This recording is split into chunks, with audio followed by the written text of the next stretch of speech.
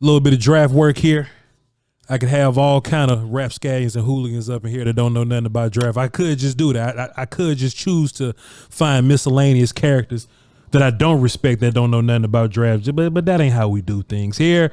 You know what I'm saying? We have a certain reputation to uphold, and when multiple of us, you know, kind of get in one group, we just get on one video, we got to show out and bring information, man. We got J Tuck from CFO Sports Cowboy Fans Only. What do you call it nowadays? What is it now?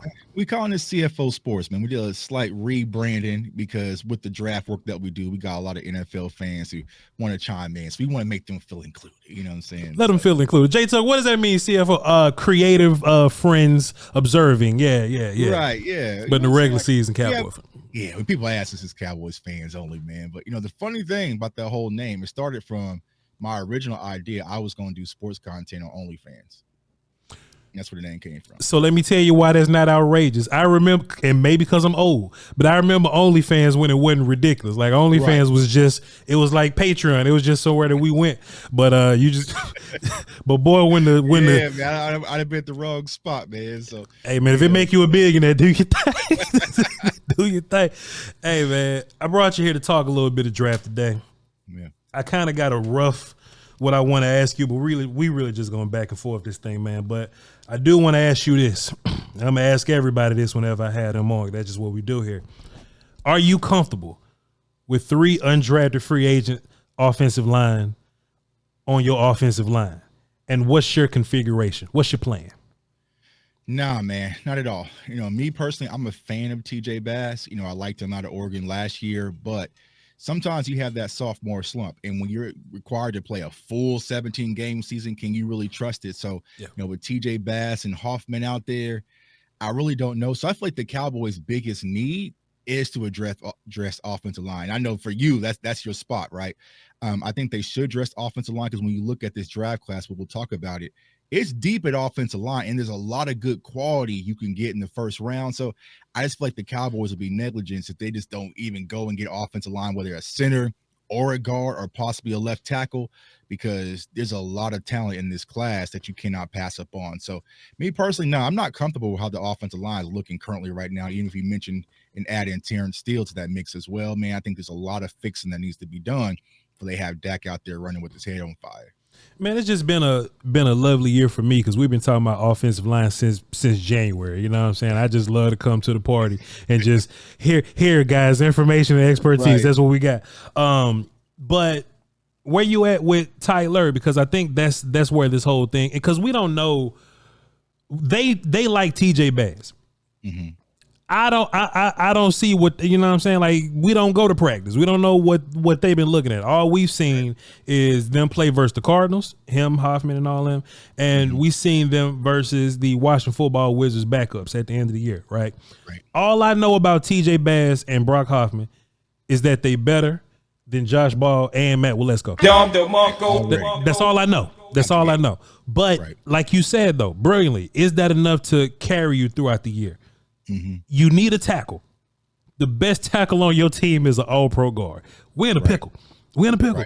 And you know, just like you said, man, it's a ton of interior guys. You know, I mean, not even first round, but like Frazier, guys like Christian Haynes, Christian Mahogany, guys like that. Like there are names that we can attack. I just don't want Tyler playing tackle because he's all pro at guard. I think he'll be a cool starter at tackle, but I don't want to move an all pro away from an all pro. It's, you know, I seen Terrence Steele die a horrible death versus the Eagles, you know what I'm saying, the very first time, to where, man, really got like 2 sacks, but he could have had 7. But Dak was able to navigate his tackles kind of being garbage. The same thing with both the Cams and the same thing with Ty and Secchi. When Tyler Biadasz loses, it looks terrible. When Connor Williams was losing, when Connor McGovern was losing, we can't overcome that. So in my mind, I feel like we can live with Awesome Riches or some miscellaneous, or some miscellaneous character playing left tackle with an all-star at left guard and a rookie at center or whatever. What you think? Yeah, and I agree with you, Voch, because, you know, I've been saying this since the moment we drafted Tyler Smith. I don't think the Cowboys have ever had any idea that they wanted him to play left tackle, right? Because if you go back to his rookie season, it took Matt Waletzko going down, and it took Tyron Smith to go down before us to toss him out. Because I remember we did a super show back then. We're like, why isn't he getting any reps at left tackle at camp? And they didn't do it all preseason, so they had no indications of him playing left tackle his rookie season. And then if you go back to last year, what was the conversation piece they were having in the draft room? It was between Mozzie Smith and Matthew Bergeron. So they were even talking about drafting a left tackle last year in the first round. So I don't think the Cowboys really intend for Tyler Smith to play left tackle.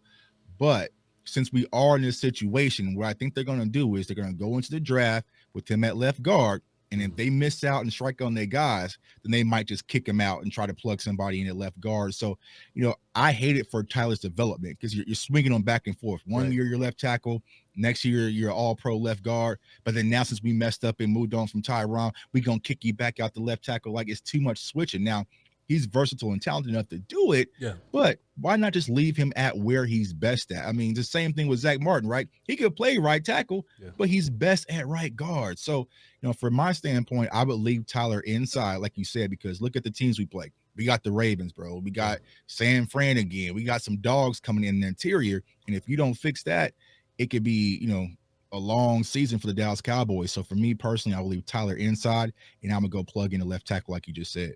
As far as all the good tackles go in the first round, and just mind you, for anybody listening, we know that you can find players all over the draft. You don't just have to find somebody in the first round. But tackle's different. Tackle's different. Those dudes tend to go fast because tackle around the league is pretty garbage. And early in the process, Fautanu was a guy that we were looking at that could possibly be a guy that can come in and play left tackle for us or left guard for us, whatever y'all want to do.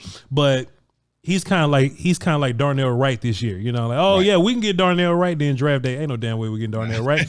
I think Fautano's kind of in that same mold or whatever. So really what we have, J-Tuck, is we got a tackle that I love, but Dallas thinks he's a guard. And we got two right tackles. One I love to pieces, but I don't know if he can play on the left side. And one is athletic enough to play on the left side, but I don't think he's very good. I don't think Tyler Guyton's very good. They think, what's my man? Jordan Morgan is a guard, and I love Armarius Mims to pieces. I just don't know if he's a left tackle. Where you at with that? Yeah, so I think with Mims, right, it's the same thing. He's a right tackle, extremely athletic, has good upsides. We always talk about, high ceiling versus high floor. He is a high ceiling guy when it comes to Mims, but would you be able to convert him over to left tackle? Now, I know some Cowboys fans and some people I talked about in-house are saying, maybe you could kick one of these guys inside and have them playing left guard and have Tyler on the outside. Me, I don't know. That's too much moving around, and he's really unexperienced to be able to think that he's going to be able to hit the ground running. So me, I wouldn't experiment with that.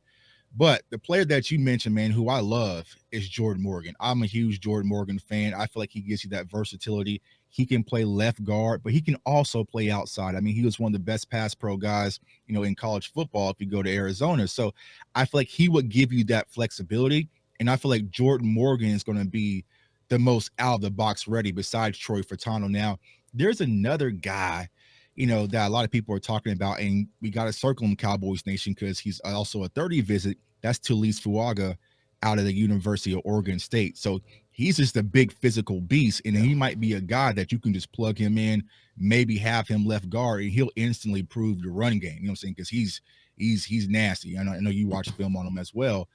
So he's one of those guys. But then I also mentioned today on Twitter, you can possibly like Tyler Smith 2.0 it, maybe in the second round, and that's Kingsley, and I'm probably gonna butcher his last name. Out of BYU. So he's a guy who has extreme upside potential, very raw, but everything that you want in a prospect is there. So maybe you could kind of experiment with him maybe in the second round and see. But I feel like there's a lot of good quality guys. Like I said, Voch, when it comes to Jordan Morgan, I'm like, man, I mean, he's talented. He kind of, I won't say he's Rashawn Slater, but he kind of has those Rashawn Slater-esque qualities about him. But then also another guy you can also talk about possibly is if you were to get Graham Barton out of Duke, even though he's not going to be a left tackle, could he play left guard? Could he play center? That's the conversation piece. So like I said, first round, you might got to get your guy, because I don't see a lot of these guys getting at 56. Troy was one. I did Troy. He was my very first prospect I did film on. He out of there. You know what I'm saying? Troy's gone. You know what I'm saying? He gone. So, but there's still some quality guys you can get out there that I think they can help hit the ground running when it comes to the Cowboys offensive line. So first of all, I'm pretty upset that you coming on my platform and you walking up my house and you're selling dreams to these people that Talise Fuaga is going to be anywhere available for the Dallas Cowboys. How much coke he got to have in the car for him to be available? Man. You know what I'm saying? Guns in the car, man. Guns in, you know what I'm saying? Like, I don't know, man. But there's a possibility, because it's like I said, what's happening right now, you're seeing the quarterback starting to push a little bit. You see this attraction with wide receivers. Then you have some of the cornerbacks, and so it could possibly push within range. Possibly, it really depends on how the board falls. Will he get to 24? Highly unlikely, highly unlikely, but there's a possibility. And I know the Cowboys are not going to be aggressive and move up, but I would say they had a formal visit with them, right, at the combine, and they also just invited him to a 30 visit. So they definitely are attracted to him. Yeah. Will he be there? We don't know. You're not going to be there. Jordan Morgan is, we just talking about measurables right now. Jordan Morgan is 6'5", 311 pounds, 10 7/8 inch hands, and 32 7/8 inch arms. That's an eighth of an inch short for their standard. He don't have short arms, right? And to your point about him being Slater-ish, what he has in common with Slater is that Slater has short arms, but like I say all the time, if you have the nuance to deal with long arm defensive ends, it don't matter. And you can see Jordan Morgan going after the wrist, going after the elbows to make a long arm pass rusher arm shorter, right? So you don't really see him having short arm dude problems, right? It's funny because Troy Faltonu looks like he got short arm dude problems sometimes, not all the time, but sometimes. But Jordan Morgan is just such a technician. He has such great feet. He's still growing as a run blocker or whatever. But I'm like Dallas. I'm just YouTube guy. I'm just camera and microphone dude, and I'm watching Jordan Morgan. I'm just like I don't see guard here. If you put Jordan Morgan at guard, in my opinion, you have another Connor Williams situation, right? A dude that can do all the athletic run blocks, but he ain't feeling, dig nobody out of A gap or nothing like that. That's not Jordan Morgan's game. So I just think it'll be, unless they lying to us, J-Tuck. What if they lying to us, right? Because Mike McCarthy ain't told the truth since he been here, right? What if the vibe coming out of that building is, okay, well, we're just not going to tell anybody that we're looking for one of these guys. Maybe somebody that they're not thinking about is going to be maybe Zach Frazier is going to be I'd be hurt. I'd be hurt, but the Cowboys don't care about whether they hurt my feelings or not. Right. I just think, like you said, you're going to have to do something. And I think that's even more reason to want to be aggressive or to try to be aggressive. Because once the left tackles are gone, they gone. Just like you said, Kingsley, that's kind of project-ish. I don't think Patrick Paul is good at all. What you think about Patrick Paul? He's not good to me. Yeah, I'm not a fan of Patrick Paul. I know a lot of people, it's just the size, I think, of the attraction when it comes to Patrick Paul. And I think for a lot of Cowboys fans, what they're doing right now, they're just saying left tackle. So he's a left tackle, like we'll go with him. You know what I'm saying? But me personally, I'm not a fan of Patrick Paul. Another guy that I'd probably place over him is my guy out of the University of Kansas, Dominic Puny. Because he also played guard last year, not the year prior, versus when he played next to Big Earl, who's also on the Cowboys roster, who he was an undrafted guy. So he has some of that position flexibility, and he played a lot better at left tackle. So Dominic Puny would be a guy that I'll probably have over Paul. I'm just not a fan of Paul, man. But that's the thing, is like you have a cluster of talent at left tackle, but once you get wiped out, it gets dark. So you might as well skip it. You know what I'm saying? So you might as well skip it, because I don't expect the Cowboys to be able to get a third round guy who's going to be day one ready. Not with this draft class, to be honest with y'all. Cowboys had another lineman in their 30 visit list. Could be wrong, but that's just what I saw. But Matt Goncalves from Pittsburgh, and I don't like him either. He's another balling with let's go guy to me. Just tall, good feet, but that's where it stops. You know what I'm saying? So I don't want the project guys. And Cowboys kind of made me mad because they hit on their undrafted guys more than they hit on their third and fourth round picks. That just kind of upset me a little bit. But if it's not one of these top guys or so, we might be in deep doo-doo, and Tyler just may have to play left tackle. One more point about who we talking about, Mims. He's not very experienced at right tackle, right? Wouldn't that be the reason that he'll probably be okay at left tackle? Like, it's not like he's so dug in at right tackle, right? You know what I'm saying? Go ahead. Yeah. And I think that's the question mark with Mims. It's like he's just a talent. You know what I'm saying? If you're just sitting watching all the players line up, that's the big, like Mims is just the big dude's gonna stand out, right? But he's inexperienced at right tackle, but he don't know no better. You know what I'm saying? So maybe you could convert him. Yeah. But for me, Voch, since we didn't do nothing this entire damn all season, I don't need another futuristic draft. I need guys that I know is going to be out of the box ready, at least with my first three. And I just think that Mims is going to take a little bit to develop. He might be a future stash because whatever position you're going to put. Now, if you were to put him in the box, right, and experiment at guard, he's big enough to move some stuff. You know what I'm saying? But on the left tackle, on the perimeter, out the box, man, nah, just not for Mims' sake. So, you know, for me, I'm looking to hit on the first three picks of guys that can come in that I know for sure that's going to have impact. I'm not trying to get no more special teamers. Mike McCarthy needs to call Bakhtiari so we can go ahead and get this thing over with. So right. So we can just slow this thing down a little bit. Right, yeah. You know what I'm saying? So we can breathe a little bit, man. So, you know, for me, moving on from Tyron Smith, I think was a mistake. You know what I'm saying? Because I think now we have a huge hole in our offensive line where we could have been good. We could have been good offensive line wise. Maybe you have just Brock Hoffman playing center. Maybe you bring in another center, second round guy that can compete for the job. But now, man, it's just like you got some pieces to move around, and you know, it really feels like we have to go offensive line, bro, to be honest with you. And that's why I've been telling people. I know a lot of people just want to kick Tyler out, plug in TJ Bass because they want to get wide receivers. That's the fun stuff. I was like, man, we got to pay, you know what I'm saying? We got to pay our mortgage before we start trying to pay our cell phone bill. Yeah. And right now, bro, our mortgage is due. Where you at on wide receiver? Because I personally, and it's just me personally, right? I think taking a wide receiver in the first round would be much worse value than taking a wide receiver anywhere in day two. If you take a wide receiver in the first round, you may get stuck with, and I'm saying stuck, but Troy Franklin at 24 versus Pearsall at whatever, right? Like the value was different, or Malachi Corley, or just pick somebody, right? I think, me personally, and there's a lot of people that feel like they don't want to go at the wide receiver. They want to go O-line, running back, linebacker, like some combination of that. But I'm looking at this group of receivers. I think this group is so special. You're going to be sick of yourself if you look back and you didn't get one of these guys. So where you at with this wide receiver crew? Do you feel like Dallas got to get one, and which one is your favorite? Yeah, so I'm with you. Like, I feel like getting one in the first round, it would just to make Cowboys fans happy, because I know it's the conversation online. Yeah. And we've seen all the speed, right? We saw what Franklin did. We saw what Worthy did. And so I think that's the attraction. But what I'm asking Cowboys fans, all right, so you got CeeDee Lamb. You about to pay him top dollar. That's the number one in targets. Then you have Brandon Cooks. He's coming back. That's going to be number 2 in targets. Then you have Jake Ferguson. So how much value are you going to get out of a first-round receiver at number 24? If it gets 500 yards, is that really worth it? And then we want to add the run game on top of that. So for me personally, I would wait, because this wide receiver class is deep. And like you said, you could go and get possibly a Javon Baker in the second or third round and be perfectly fine. Or you could go get, possibly, I know people are hating on him for some whatever reason, my guy Keon Coleman. If you get him at 56, you're good. So I just don't feel the need to really press at wide receiver in the first round at 24. Me personally, I just wouldn't do it. Now you asked me about my favorites. Of course, Keon's one of my favorites. I feel like he's getting a bad rap. Because a lot of people don't understand. I'm a Florida State fan, so I watch every game.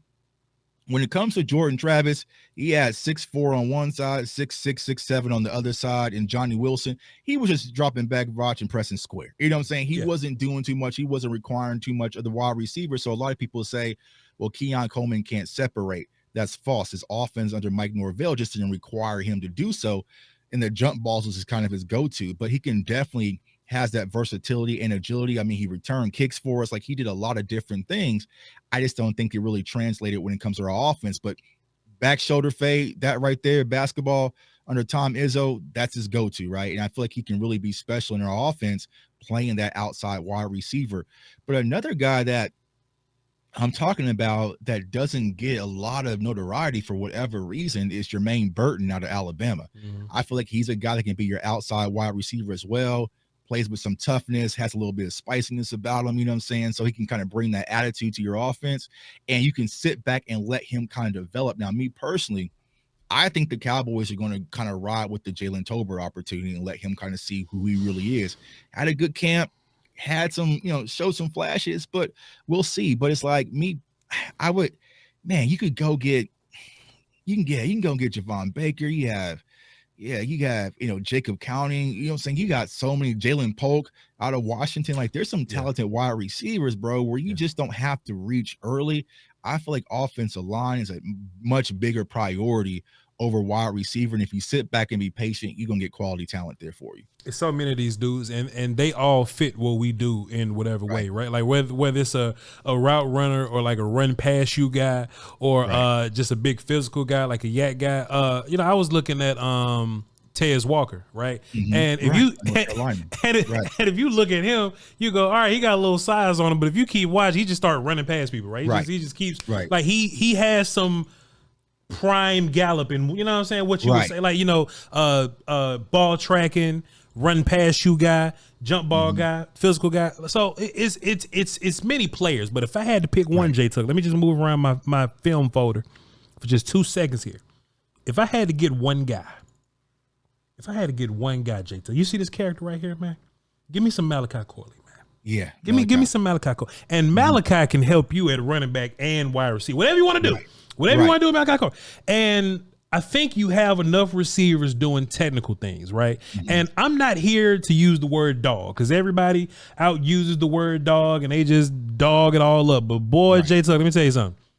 If you just want a dude on your team to just make a difference, let them triple team CeeDee Lamb or whatever they want to do. Mm-hmm. Let them try to keep Brandon Cooks from, taking over the top. That means there's going to be a lot of wide open space down under. You know what Malachi Corley do with a bunch of wide open space down? He's hard to tackle. That's what he does with wide open space down there. He don't have to be this super nuanced route runner guy. He's not a gadget guy. He ain't Lucky Whitehead neither. You know what I'm saying? He actually runs past people. He actually catches the football. He doesn't have the route tree. But in real life, J Tuck, a lot of wide receivers don't do the route tree thing anyway. AJ Brown got 4 routes and they just run in directions. Get your phone, don't worry about it. AJ Brown runs slants, shallows, nines, and they just run right here and catch it. And he's a all-pro, Pro Bowl type wide receiver. You're not going to tell me every time that we line up against San Francisco, we go, damn, boy, I wish I had a Deebo Samuel type character. This the dude right here. J Tuck, where do you forecast Corley going? Like what's his round? Because I have no clue. Yeah, I think when it comes to Malachi Corley, I think maybe 3rd roundish. That's where I kind of have him right now. I think because the attraction is he doesn't have the full quote unquote route tree. But like you said, he's a guy, just get the ball in his hands. And I feel like from the Cowboys standpoint, we need that. We don't need a lot of people we don't throw deep that much any damn way. You know what I'm saying? Yeah. So all these burners that people want with the 4.2 speed, like that's not our game. Yeah. A guy that you can just give the ball a quick slant and just let him use his God-given ability, end arounds, zig routes, arrow routes, like crossing routes, and let them go off in space. And so Malachi is definitely one of those guys you can definitely add to this Dallas Cowboys offense. And I think we do need that. You know what I'm saying? Like in the screen game, because we saw what happened at the end of the season once you start doubling CeeDee Lamb a little bit more. Of course, Cook started to open up a little bit more. But we can just do a quick little screen pass to Malachi Corley, and he can go 10 to 15 yards and get those yaks or those extra 2 to 3 yards and just move the chain. So he's definitely a player I would look to add on. He's a 30 visit as well. Malachi 30 visit? Yeah, he 30 visit. He's 30 visit, man. So he hear what I said? Yeah. Kidding me? Okay, go ahead, myself. Yeah. They just brought him in, man. So they brought him in. So yeah, I love Malachi Corley, yak guy, man. So like I said, another guy would be Jacob Counting. Yeah, Counting's good. Yeah, he's one of those guys who can just create his own space, separation, Dak friendly as they call it. So I love him. But there's so many different Taj Washington out of US. Listen, what I'm saying, Voch, like the deeper you go in this wide receiver class, I mean, it's funny because I asked a question on Twitter. It's like, if you would have tossed this year's wide receiver class and last year's class, a lot of them last year's class, the Zay Flowers and Quentin Johnson, he would. Yeah, they get Quentin Johnson gets pushed back to maybe the 4th or 5th. You know what I'm saying? Like they get pushed back. Yeah. So I feel like there's a lot of talent. That's why I'm not reaching this year, bro. Yeah, fair enough. So Mozzie is he's the one tech plan, right? Like there's nothing more that we're gonna do here.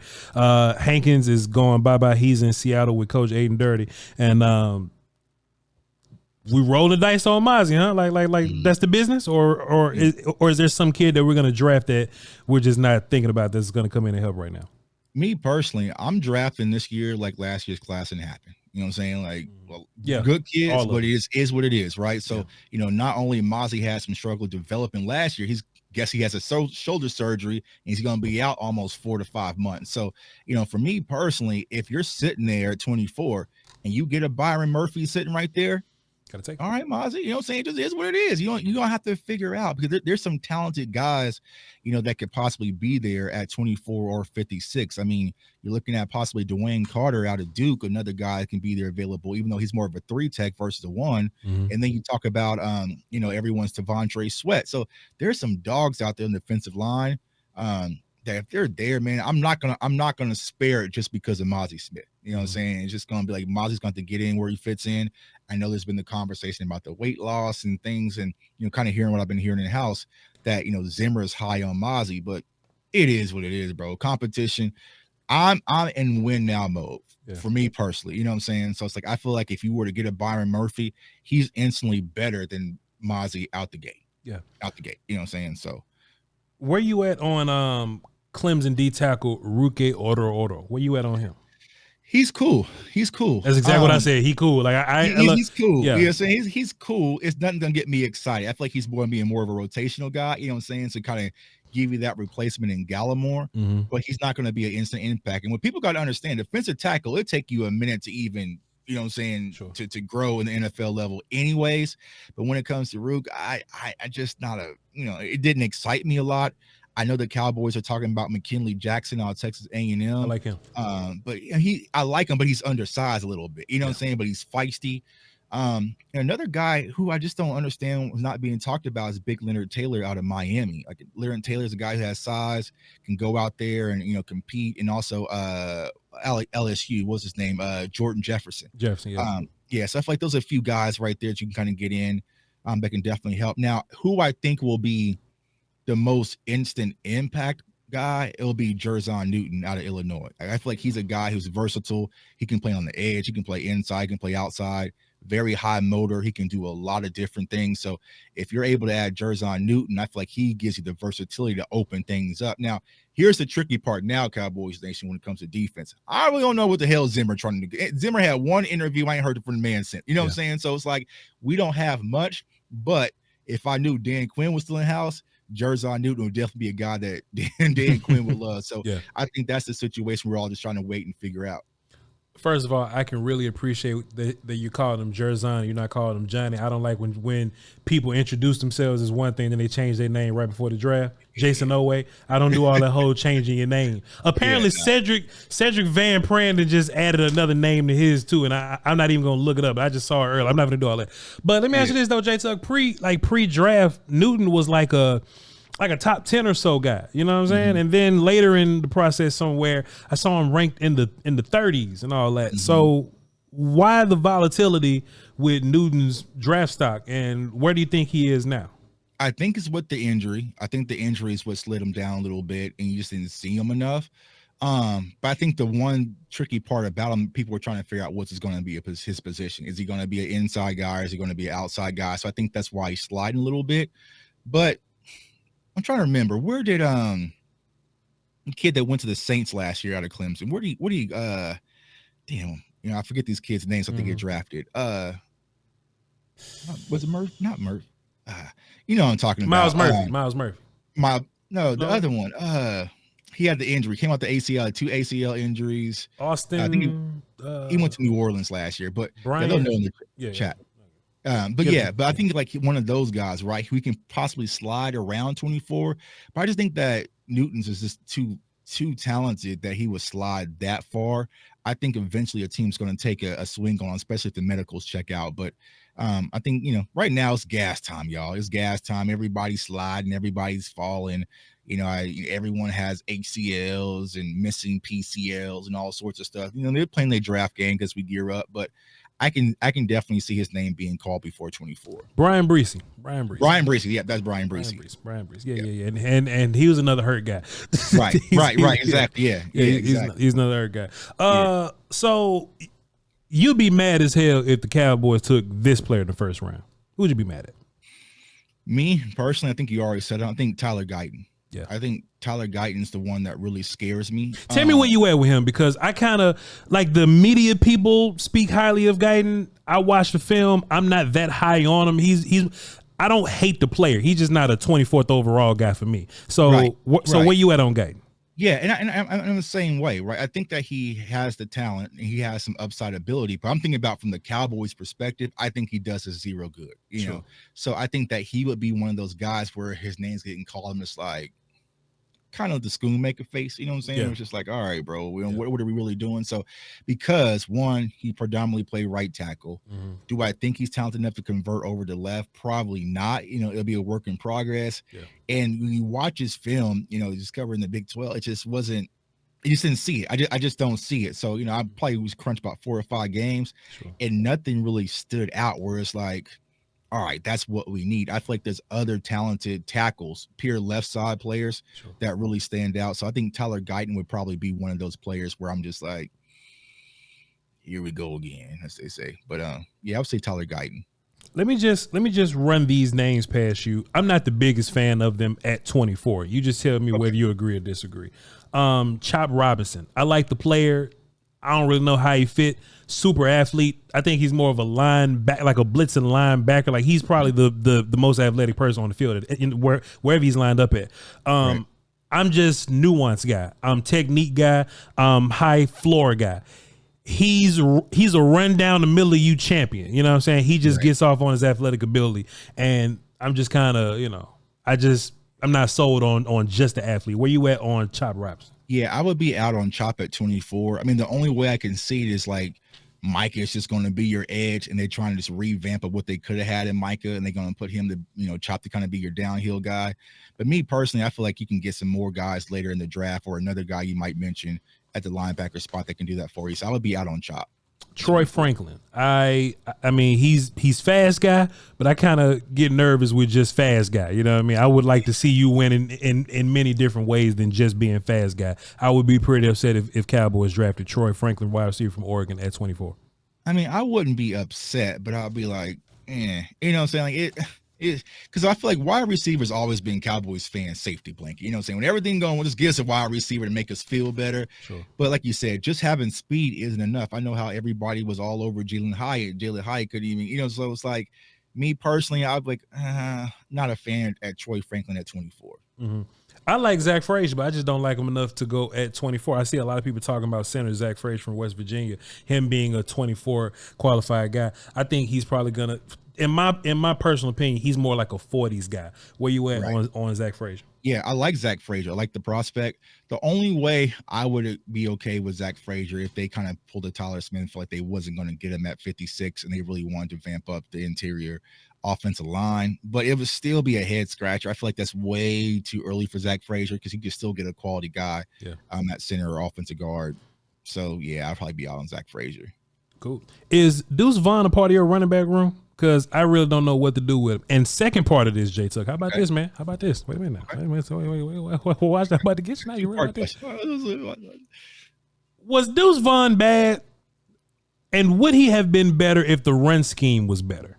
Because the run scheme was not what it like. Tony squeezed everything that he could out of this. Rico, if he would have gotten more carries and gotten into a rhythm, I don't know. We'll see. But Deuce Vaughn wasn't good, but the run scheme in general wasn't good neither. If this run scheme was better, would Deuce Vaughn be better? I know I asked 6 questions, but you kind of get it's a good question, right? And here's the thing: when it comes to Deuce, I don't think it's the talent. I think Deuce has the talent. I mean, when I covered him at K-State, like a lot of people don't understand, like he was the lead back at Kansas State. You know what I'm saying? He wasn't just a gadget player. So I feel like the scheme and the utilization of Deuce, they just didn't utilize him properly.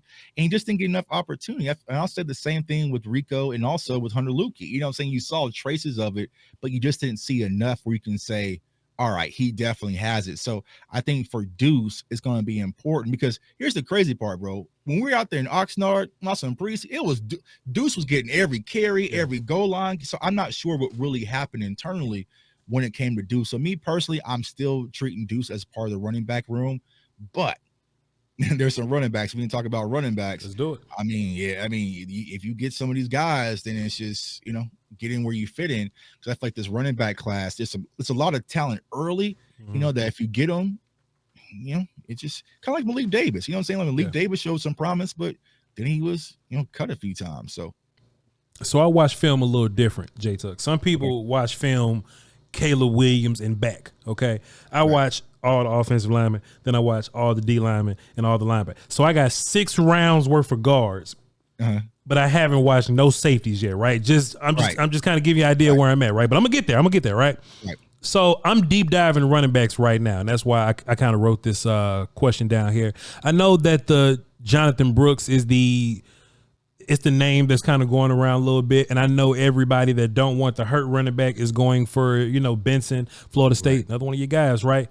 Yeah. But J Tuck, this character right here, Ray Davis from Kentucky. Oh man, Ray. Ray went to school with me, man. I don't care nothing that he's about to retire in 6 years, J Tuck. He good to go.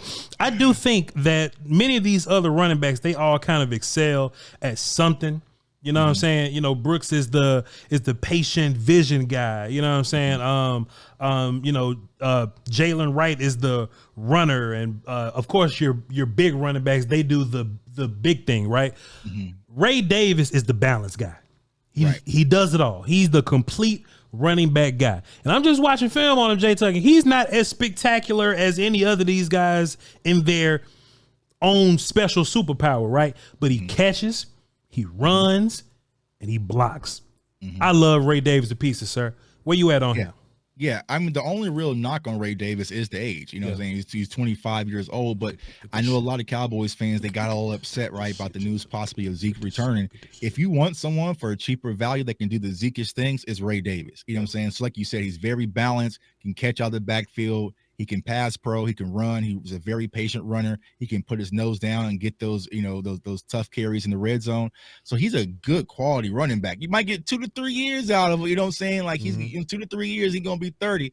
You know what I'm saying? But Ray Davis is definitely a dynamic running back. Another guy who can kind of give you that Ray Davis's feel is Marshawn Lloyd out of USC.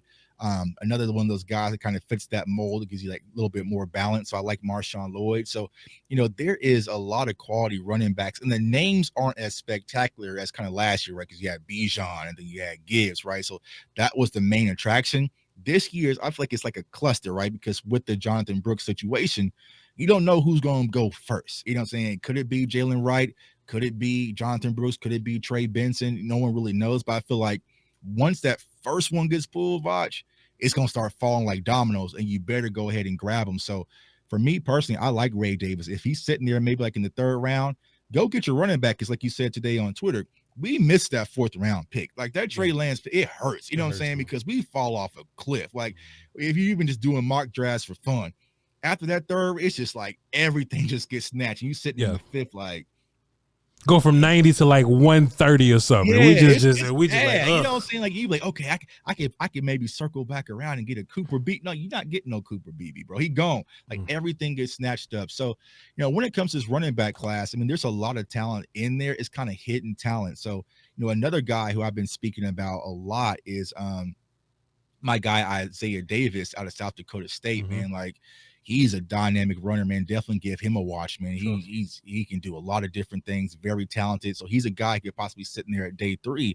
who you can also get. Braylon Allen, I know he's a formal and also a 30 visit. Out of Wisconsin, big physical running back, has all the size that people are wanting, and he only 20 years old. He can't even drink yet. You know what I'm saying? So he has very low mileage. So the Cowboys could have interest in him. If you draft Braylon Allen, like what's his role? Like, is he a committee guy? Is he a tandem guy? Or is he going to take over and Rico kind of spells him? Like what's his role if Braylon Allen from Wisconsin is here? See, I think Braylon Allen's a committee guy. He was a committee guy at Wisconsin too. You know what I'm saying? So like for me personally, I think he's going to be a committee guy.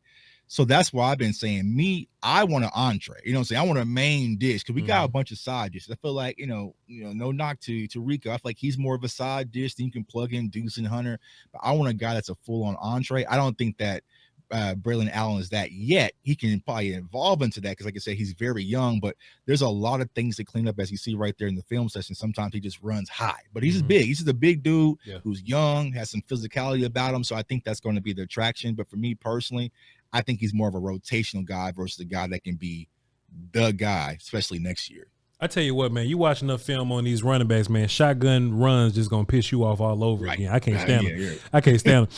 But I asked you that for a reason, right? Like, how do you use these guys? How are you going to utilize them? I think a tandem guy is different from a bell cow guy is different from a, you know what I'm saying? Oh, it's 5 of us.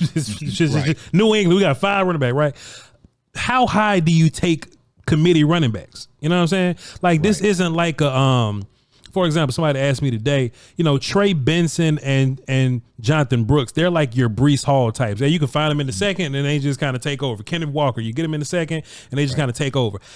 And we're talking about these running backs as 3rd round picks, right? But then I ask, okay, well, do you use them in a tandem, committee, what? And everybody says committee, and I agree. Ray Davis, you know what I'm saying? Shipley, Braylon, like they're committee guys.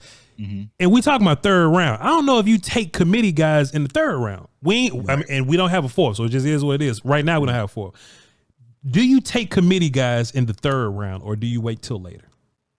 I would wait till later. Yeah. I feel like when it comes to this year's class, there's probably 3 main guys. It's Trey Benson, Jonathan Brooks, and Jalen Wright. You can toss Corum in there. Me personally, this is a lot of wear and tear injuries on Corum. So I would kind of call him a committee guy as well. So I feel like the big 3 is Trey Benson, Brooks, and Jalen Wright. And after that, you can sit back and wait. You know what I'm saying? Because you could get a possible Ray Davis in the 5th, or you could sit back and get, possibly like what's his name, Austin Estime, even though I'm not a fan of him, or a Will Shipley. Like you can get one of those guys in the 5th or on day 3. So I wouldn't reach. So if those 3 are on your board and then get wiped out, then you can sit back and relax a little bit. But then it's like, do you really want to go into this season with running back by committee? But what I've been trying to tell Cowboys fans, they're going to throw the ball 40 times any damn way. So it really don't matter. You know what I'm saying? Like, as much as we want to run the ball and be ground and pound, they're going to air this thing out anyway. So, I would sit back and wait a little bit on running back if the first core 3 guys get wiped out. There's no big 3, J Tuck. It's only big me. It's just big me. Trey Benson. Man. It's only big me. It's only big me. I love Benson, man. I love Benson, and I don't know if I would want to take a running back where we would have to take Benson, because I just think we just got so much other stuff to deal with. But if you could find a way to get him, I don't think he's gonna make it to like 90 or whatever. He's not making it that far. So we're just gonna have to miss out on him. But if the Cowboys take a running back in the 2nd round, a running back with a bad knee, because we talking about Kendrick. Kendrick got PTSD. I do too. Everybody that has this major injury, whether it be Gallup, Tony, Overshown, and Diggs are new guys, right? But even Terrence, like it just takes them a while to get back, and Gallup never got back right. So does the ACL bother you? Of course it does, but just tell me why. Yeah, it does, especially at the running back position, because you're going to get a lot of wear and tear, get a lot of hits on that knee. And it's one thing about, you can play some positions, right? You can kind of hide it a little bit. You can't hide it at running back. Nah. So to be able to cut and plant, because for Jonathan Brooks, his game is his game. Like he knows what he's known throughout his entire life playing the position. So if that cut is, he's not going to trust it, right? Because we've seen it, right? We saw linebacker, Jabril Cox. You know what I'm saying? Jabril, like he just didn't trust his instincts no more coming off that knee. And so it's going to be interesting to see how Brooks can do it. Now, if he can recover, and I know there has been cases where people recover, I feel like he's, extremely dynamic, but it's too much of a risk for the Cowboys. You know what I'm saying? It's too much of a risk, because I know what the Cowboys do. You come off ACL, they're gonna rush you out there, man. It could be a 9-month injury, back in 6. You know what I'm saying? So it's like, nah, we're not doing that. So for me personally, I just would stay away from Brooks. It's just, even though I know they always say, well, Cowboys medical staff is doing the surgery. You know what I'm saying? I mean, that, you know what I'm saying? Yeah. You know what I'm saying? He did lie to us a few different times. So I would probably stay away from Brooks, unfortunately, because it was a late injury. That happened, November? Yeah. So yeah, he not gonna be ready until I would stay away from Brooks. Austin, but he is a 30 visit. Yeah, he's definitely look. He's everything. He's all but a Cowboy right now. It's gonna take somebody else to draft him for us not to draft. Right. Austin Booker or Jonah Ellis? Ooh, good question. Now I'm slightly partial towards Austin, right? Of course you are. I cover the Kansas Jayhawks, but I feel like Austin is a little bit more in development than Jonah. I feel like Jonah's a little bit closer. I like Jonah's physicality that he brings a little bit more over Austin Booker. But I feel like Austin Booker's the attraction with him is just the size and the measurements, right? We kind of saw that with what's his name, Tyree Wilson last year that went to the Raiders. So for me, I would lean towards Ellis. I feel like he's more NFL ready. I feel like for Book, it's going to take him to get revved up a little bit. You know what I'm saying? So for me personally, I would lean towards Ellis. At center, Cedric Van Pran or Christian Haynes? That's a good one, man. Ooh. Come on, man. It's Voch, man. Come on now. All right, you know what I'm saying? Yeah, you know what I'm saying? I like Cedric. I like them both. We're talking about center. Yeah. I would go with Cedric at center. Yeah. Why? I think he's more developed. I think he has plays a little bit more power at that position. I like Christian Haynes at guard as well, personally, but I would go with Cedric Van at the center position. I like the way he fires off the ball. Good IQ. You know what I'm saying? You see right there, lateral movement.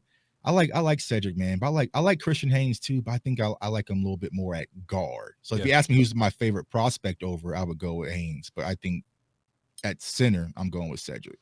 I think we have a lot of decisions to make in terms of like, okay, well, we need this whatever, or like center, right? But center runs a little deep. And I know everybody wants the whole Jackson Powers Johnson, Graham Barton thing. Right. Graham Barton probably gonna be gone anyway. But I think we need to prepare ourselves for the late centers, right? Because I don't think we're gonna take one. Some in my spirit say we're not gonna take one early. So we're gonna have to look for the late guys, and that's the Bo Lemmers, that's the Ced Van Prans, Christian Haynes if you want him at center, Christian Mahogany if you want him at center. Derek Pooney's got a couple snaps at the Senior Bowl. I saw that, him playing center there, one-on-ones or whatnot. That was interesting.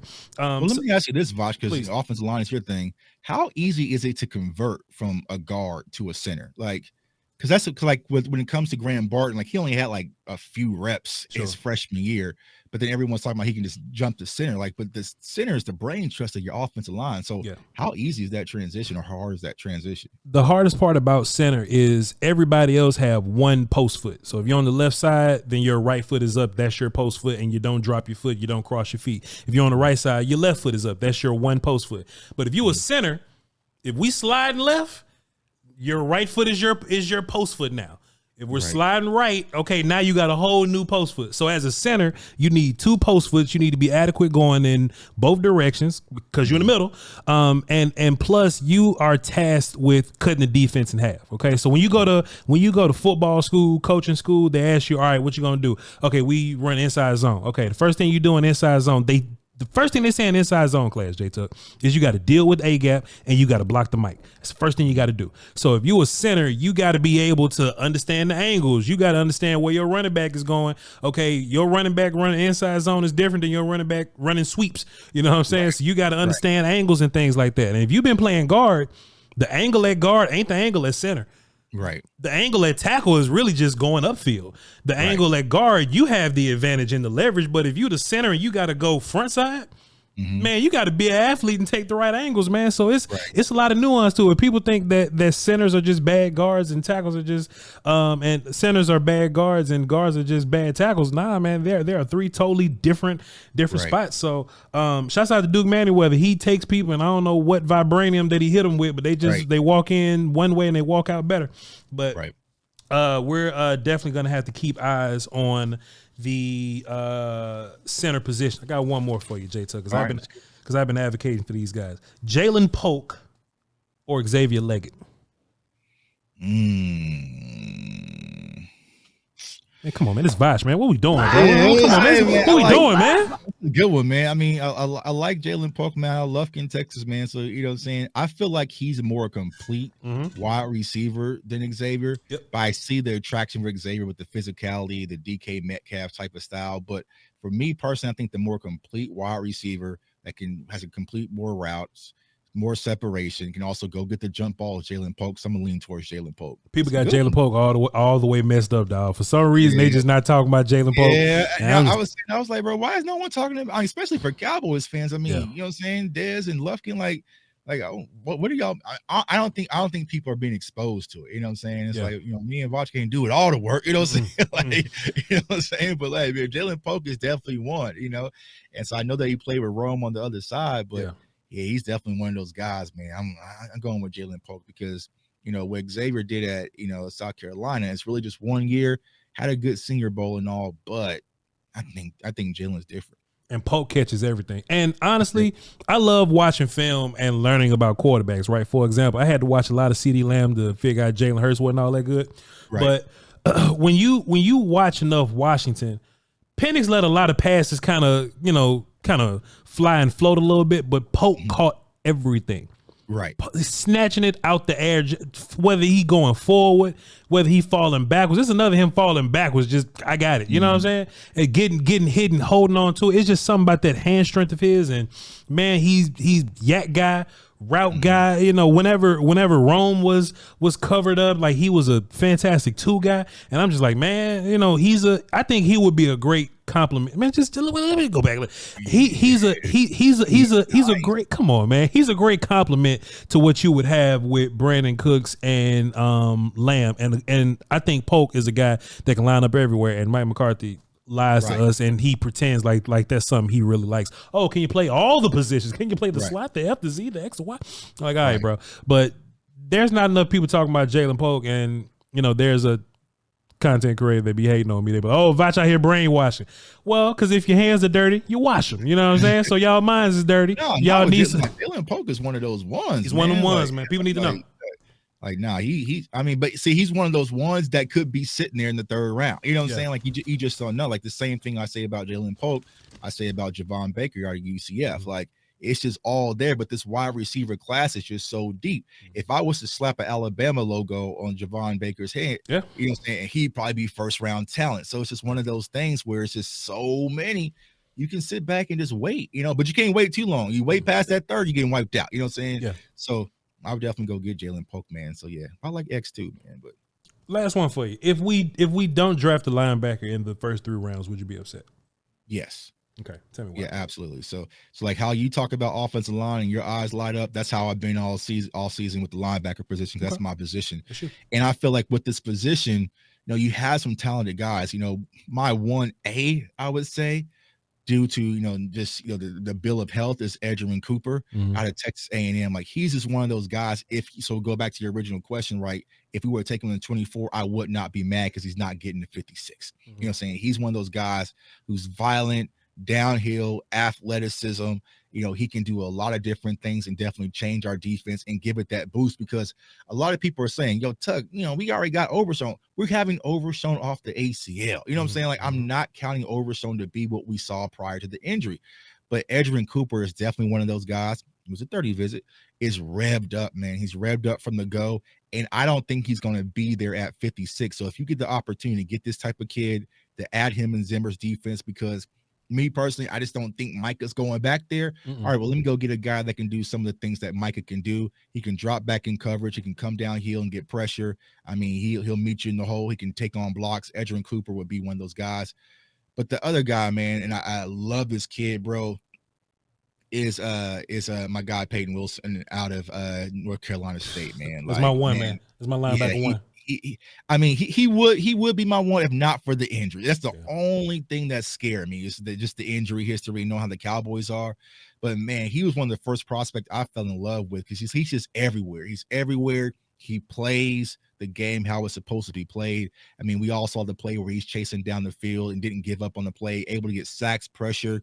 When Big Game James spoke to him, at the Senior Bowl, he said something, and this was that play, man. It's, Christian Cross, feel like you can't coach that, Voch. Like plays like that, you can't coach that. And what he said to Big Game James, like, due to his injury history, he plays every play like it's his last, and you see it on the film. Like I've never seen him just loafing on the, like he's just on go. So for me personally, if it just wasn't for the injuries, I would take him. I would take him at 24, to be honest with you. So him and Edgerrin Cooper is my 1A and 1B, because this guy's going to be revved up. I know a lot of Cowboys fans are turned off by the injuries, but I think he's going to be a stud at the next level, bro. I think he's going to be a star, and I love him. I love him. This one right here, Tuck.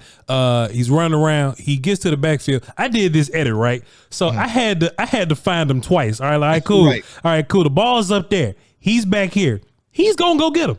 He's going to go get him. And then he goes to the combine, and he just runs this this 40 that we all love. And whenever you can find a linebacker that's IQ guy, processing guy, pass rush guy, cover guy, man and zone, honestly, keeping the buck with you, then he lines up at the edge and go and get sacks for you, man, like that. Like, it's just, this is my whole thing. You know, because like a lot of people will say, okay, like Luke Kuechly, but he's more athletic than Luke was. You know what I'm saying? So it's like, and I think like some people are put off on because they feel like his frame can't get any bigger, but man, he's just everywhere. Like he's a guy that you can plug out there week 1, and he's ready to go. He's going to be ready to go. He's going to be IQ guy, you know, but I know there's some conversation that he could be possibly missing like an ACL or something in his knee. You know, I heard that too. You know, it could be medical, you know what I'm saying, medical gas, but we'll see. But man, I love him. I love him. He's technically healthier than Overshown.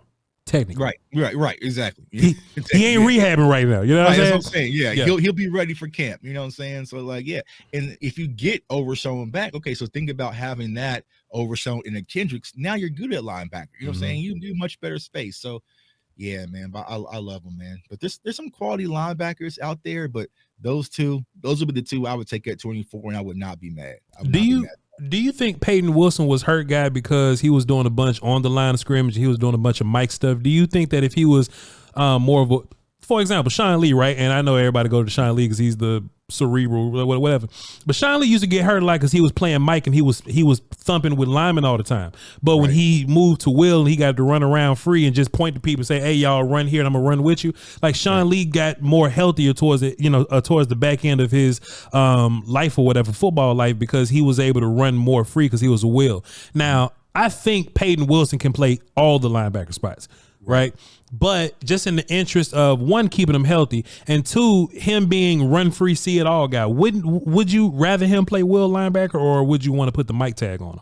Yeah, I would rather him play Will. Yeah, you want him running freely, and also, I mean, not knowing how our defensive line is going to look, you know what I'm saying? You definitely want to keep him clean. So yeah, I would definitely play him at Will, because like you said, when you collided playing the linebacker position, not only you colliding with tight ends, you colliding with offensive lines, you colliding with fullbacks, especially at the college level, and then you're still trying to get, like, that's a lot of wear and tear on your body.